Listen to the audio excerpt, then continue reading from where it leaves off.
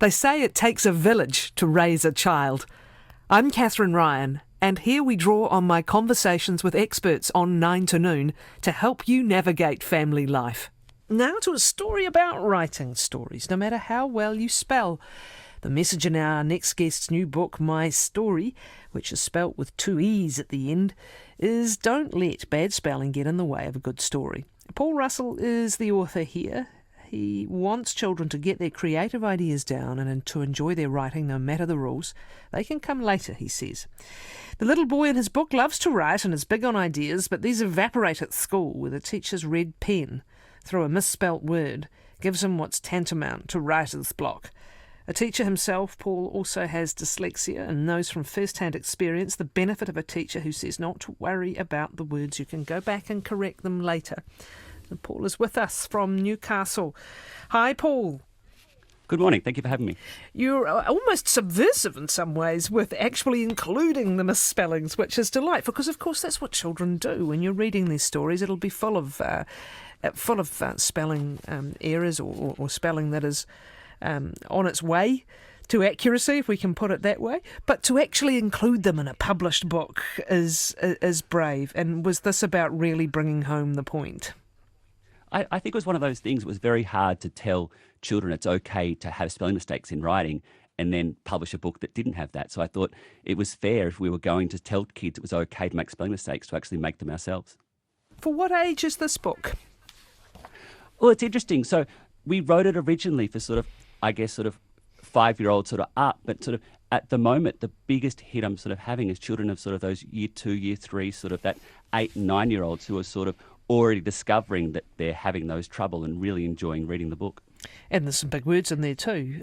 Unicorn, detectives, robotics. So it's not, as we said, it's not for the absolute beginner, not when they're imagining writing the story anyway.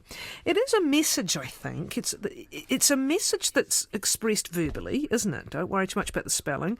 But is it not what happens in practice? And practice can grown-ups often not help themselves and get focused on this word has an E or this word has a this or this has a K on the end, rather than just letting, as you say, that love of writing and telling a story happen.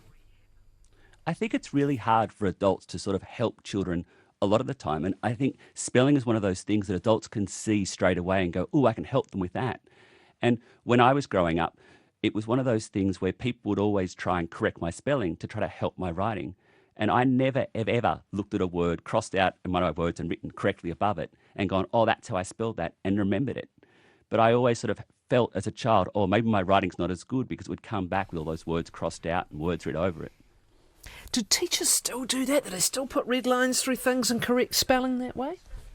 I think often they do. And I think it's one of those things where not only teachers but parents as well. I think it's one of those things where they still try and see it as that form of encouragement of, oh, let's look at it inclusively. We're looking at the writing, but let's look at the spelling as well at the same time, because everyone's time poor and has that limited time to spend with their child or with those students. And so when they get that writing sample, that's a chance to, oh, let's look at their spelling at the same time and try and fix those spelling errors that are there. It actually goes to a wider temptation, I think, but the writing and developing that love of story is so important. I understand why we focus on it. But it's a temptation full stop, isn't it? Always when a child's using their imagination to say, oh no, the moon looks like that because, or the plants do this because. And it's like we want to give them a lovely, delightful, factual, perfect explanation for everything, whereas really letting that imagination flow and that love of creativity flow is much more beneficial in those younger ages. And it's almost impossible from a teaching point of view to teach a child to be creative. It's one of those things where it's really hard to try to teach that creativity when children already have it. Children start with those creative ideas, and even a child that I'll have older who is really reluctant to write, and when they're actually reluctant to write, it normally means they're reluctant to spell and to use grammar and structure, because if you talk to them, they will tell you the most amazing ideas, the most amazing stories, and they will adapt other stories they've heard, and they will modify those stories. And it's one of those things where children innately are storytellers. And I think a lot of the time schools will sort of beat that out of them with making it have to be correct and perfect and structured, and spelling is one of those things. The spelling errors themselves, it's interesting with your own story, having dyslexia. Other mistakes, here we go. Is the spelling that you use here reflective of what a child with dyslexia may see? Is there a real logic to the way you've designed the book? Yeah, it's interesting. So one of the things that we did was we made all the spelling errors phonetically correct. So what I found with children who have dyslexia, but just children who are struggling with reading, often find this book easier to read. And it's one of those things where children that are not really confident readers will still be sounding out each word as they go. And children that are really confident they'll have seen the word before, so they'll know it instantly. And I found that children that are really strong readers will actually stop and actually look at all the words in this book and have to try to figure out they are, where children who aren't confident readers will happily sound out the words each time and read it quite fluently. It's interesting, it almost inverts the experience, Yeah, which is wonderful. What warnings have you had, though? I mean, it's interesting. It's interesting where people will go, well, again, this idea of a published book, like it must be right. And has anyone said, look, is it possible a child is going to spell story with two E's forever, or flooded FLUDED forever because they've read this book? Have you had people saying this is going a step too far? It's interesting, I have a few teachers because being a teacher myself, I've had a few teachers that have had that idea before they've read the book, and they have that notion of, oh, we can't do that and that can't happen. But once they see the book in print, once they actually see it, I haven't had that feedback at all. I've actually had a lot of really positive things about that idea of looking at the words, and even the words that are spelt wrong. There's that conversation there well, how do we spell that and why might that word be spelt like that? And English is one of those languages that is horrible for trying to have rules. And so looking at words like love spelled the has all the sounds, and then actually talking about, well, there's another way to spell that, can actually start a conversation on spelling as well. The way the book unfolds too, at one point we get to the guts of things, don't we? At school, I don't like to write, and the spelling is correct, but the corrections are in red. And from that point, from that point through to the book, we're really into the gist of it. Reading it, the children themselves, do identify? What sort of feedback have you had from them? Are they getting the story as well as seeing, the different spellings in print?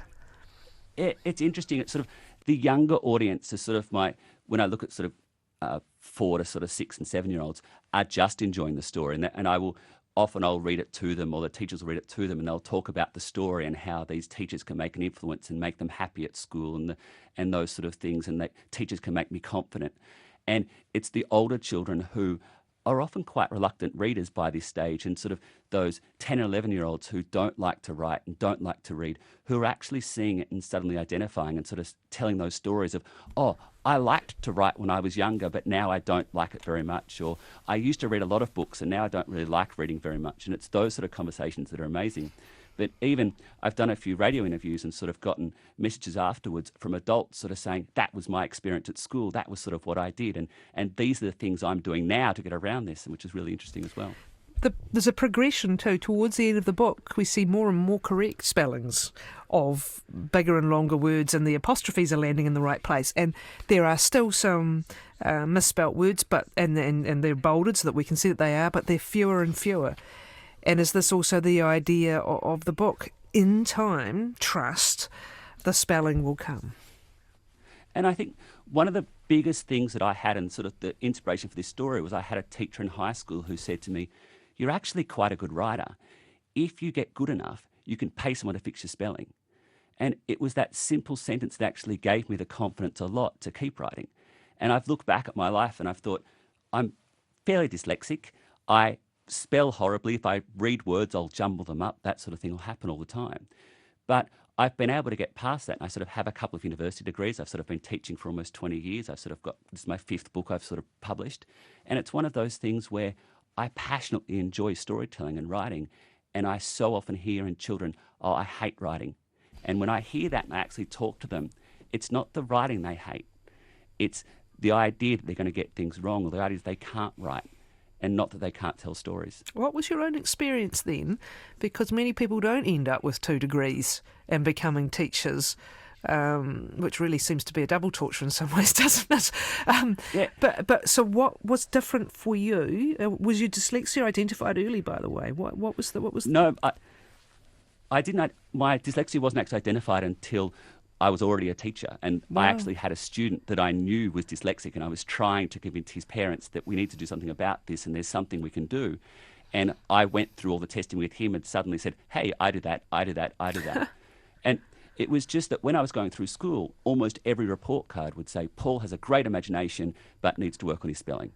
And it was just a continual sort of thing. And it was just one of those things where stubbornly, I just enjoyed writing so much that I kept doing it. And I, like the character in the book, and it's very much my story, I would go home and write and write and write. And at school, I discovered if I wrote less, there'd be less for teachers to cross out. There'd be less editing they could do. And so I would always have that thing where I know the perfect word, but I don't know how to spell that, so I will change and use something else. And the biggest change I've had in modern time is technology, and the fact that I have at my hand, I have it, a dictionary, a thesaurus, and everything else straight away, and I can use technology so much better. And I still, when I write, I will just write, and I'll worry about the spelling later, and I'll go back and worry about it later, because the ideas is one of those things that are so important. It's interesting you kept loving writing and you would do it at home. Is that, again, not necessarily the way this is going to work? Sometimes that stress that a child might feel in the classroom is going to put them off, even in their own time and endeavouring. And absolutely, it so does. And one of the things behind writing this book was trying to share my story for those students that don't get that teacher that believes them, or that teacher that finds the way to actually reach that child. And I've been exceptionally lucky with some amazing teachers that actually encouraged me, even though I had this downfall. And one of those things where when I was at university, I still had these teachers that would actually go through and help me structure out essays after I would write them, because it was just the spelling little things that would come back. And even then, it wasn't actually seen as dyslexia. It was just seen as, well, this is something we can work on. And spelling is one of those things we can always work on. Sorry. I was going to say, when do we work on it? It's interesting. I just had some feedback from an emailer, and this was before we even began our conversation, about writing and spelling, and saying this is what teachers have told concerned parents, although interestingly it's got a typo, it's patent, so there you go, have told concerned parents about spelling. I've seen this approach at primary, but believe it leaves gaps at high school with poor spelling and is not remedied. There are basic word lists that should be learnt at primary. I've also seen the lack of phonics in the past at primary school, unpopular for a time but back in vogue now, impact on high school students. But let's talk to the earlier case. If it can be dealt with later, when and how? Well, it's one of those things where I think spelling is important, but it's one of those things where I think that it can be taught separately to writing. And I think often the fact of writing impacting spelling and spelling impact writing, it becomes this big block for children. And I think definitely phonetic development is really important in children. And some children will pick it up and some children will just go amazingly with it straight away, but some children won't. And I think the problem is we sort of get to that year 3, year 4 level where it can just be their spelling. It can just be their structure of writing that's actually holding them back. And it starts holding back everything. And at a certain point, we have to go, okay, let's leave that and let's try and build everything else. Let's try and build your creativity, try and build your storytelling, try and build your structure around that. And then we'll look at things like technology where we can talk to apps and tell us how to spell the word, or we can actually speak into notes and get them to write down things for us and send them across and those sort of things. And that red underline in a Word document is an amazing help. So you separate the two. You separate the creative act of writing from the disciplines, I guess, of learning spelling and grammar and structure. Yeah, and I think the difficulty is that some children will naturally be able to do that. They'll actually be able to plan their work with that part of the brain that does the creative thing, and then they'll be able to go back and write it and actually use that other part that is able to look at structure and spelling. But a lot of children can't. And a lot of children will have such trouble with the structure of what they're writing that it just drains their creativity. It becomes so much work to physically write that they just have trouble getting it out. And so you end up with these really stilted, short pieces. And if you actually talk to the children and say, okay, tell me the story, tell me your idea, they just go into these amazing things that we're just not able to capitalise and get onto paper. Here's an interesting suggestion from one emailer. How about saying to the child, great story, it's so lively and the characters are interesting, don't you think? I'd love to print it out for other people to read. Would you like that? and then now let's edit it for publication. Are they? Perfect. It is, isn't it? It separates it. Yeah. And And it separates it from, as we said, the flow and the fun of writing from more of the discipline side of editing for publication. Yeah. And one of the big things is, as an author, the process of actually making a book goes from the creative to then goes to editors and goes to publishers, and it goes through those steps. And it's important. That's one of the things I talk to children about. I say, look, I've got someone else that always looks at my work before I print it. You've got that in a teacher. You've got that in a parent. But I think the big thing for teachers and parents alike is to let children write and then let them read you their story, let them share that story first before we jump in and try and actually pull it all apart. Here's another one that made me think back to something we were talking about earlier as well. This is from Mark. I'm dyslexic, but it made me a top graduate at design school. I'm writing my memoirs. Do we need to broaden the idea of writing stories? And it's happening more and more with the revival of sort of graphic stuff. Do stories just have to be words? Do we let people illustrate as they go along, or have a mix of words and illustrations? Whatever works for the child to get the story out.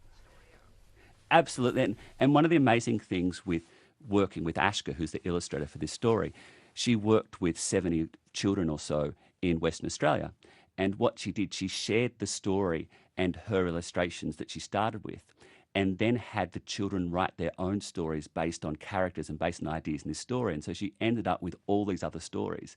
And then with the children worked on little characters and little ideas and inserted those into the story. And so if you look at the illustrations of the book, in the background there's actually some text in some of the pages, and that's actually stories from real children, a lot of whom had learning difficulties and dyslexia. And then there's extra little characters throughout the story that are actually part of their story as well, and sort of the end pages and little tiny pieces that are fit in there as well. Another emailer pointing out the Captain Underpants series is written from the perspective of a child and has lots of spelling mistakes. There was another one here that I spotted that I wanted to read to you. My son is dyslexic. He can read books, car manuals, etc. What frustrates him most is writing. He knows how an unfamiliar word sounds and can recognise the correct spelling when it's listed out among other words, but the killer is that he doesn't know how it is written, so cannot spell it out in ways that are useful for using a dictionary. Once it's spelt correctly, he has no problem with alphabetising rules used in a dictionary. The block is spelling the word correctly.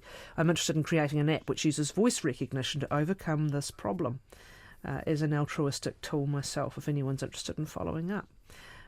It's a particular step of the process for this child. But it's one of those, I teach year 6 currently, and I have a couple of children in my class who actually just use their iPad, and on notes they can actually press the microphone and talk to it, and it gives it in sentences. And so it makes that writing process really quick. And what they do, they talk to it, it gets it out, their ideas quickly. They then email it to themselves, and they go through and they try and edit those words. And a couple of them are like that. Some children can look at a word and say, that's spelt correctly, that's not spelt correctly, where others will just not have any idea of how the sounds go. And it's one of those things where if dyslexia was a very narrow thing of exactly they were all the same and all cases were the same, it'd be a really easy difficulty to get over. And often it's not. There's a big variation in what dyslexia is and how some children read and how some children try and construct. So there's never going to be one simple set of steps because it can be such a personal experience. Here's another. I have dysgraphia. And I had a wonderful teacher who would mark me separately for story content and for the spelling. I've just completed my PhD. It's an interesting one. I don't know how we mark writing these days, but that's an interesting approach as well. Do you ever use rote with your students? You've just said children literally see words differently and identify things differently. Some are very visual, they see the patterns and they're away. For others, the sounding out, the phonics works. For others, the context might help. What methods do you use in the class, and is there any room for rote still? I think there is, because some children still will learn that way. And it's one of those things where, as a teacher in this age, we try and use as much as possible. And one of your previous emailers sort of said how they've seen phonics come back. And it's one of those things, often when you have a teacher who's been teaching for a while, they're still using the tools that they had years ago with some students and looking at modern things for new students. And there's a very big differentiation in classrooms these days. And there's a lot of teachers who are very willing to say, okay, we're all trying to have this end point, but how we get there is going to vary. And they look at the different students and help the different students find their own pathway to get there. back to where we started though. You have to want to do. You have to enjoy. That is the greatest motivator of all, and that is where you begin. Let the love of not just creating a story, but writing a story flow, and then deal with everything else. And it's the same with reading. If you find something a child is passionately reading, it doesn't matter if it's a dirt bike magazine. If a child is passionate about something and you can encourage that in them, then the other things we can add on and we can add to. Thank you, Paul Russell. The book is My Storee, spelt however you like, actually, spelt Storee. Just because you can't spell doesn't mean you can't write as its subtitle. And Paul Russell's written it. Ashka is the illustrator.